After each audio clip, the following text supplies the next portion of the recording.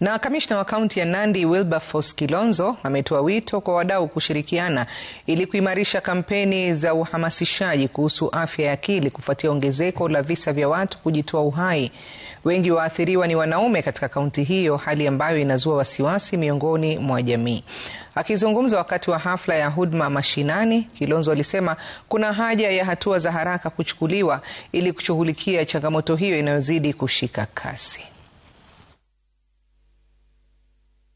Kwa hivyo ningeomba katika mikutano ya pale vijijini, katika baraza, viongozi wa makanisa, tujaribu kuelimisha wananchi.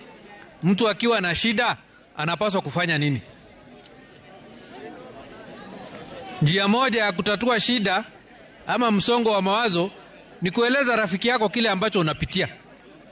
Kama bibi anakuchapa, tafuta mzee wa rika yako, nenda umwambie bibi yangu siku hizi ananichapa.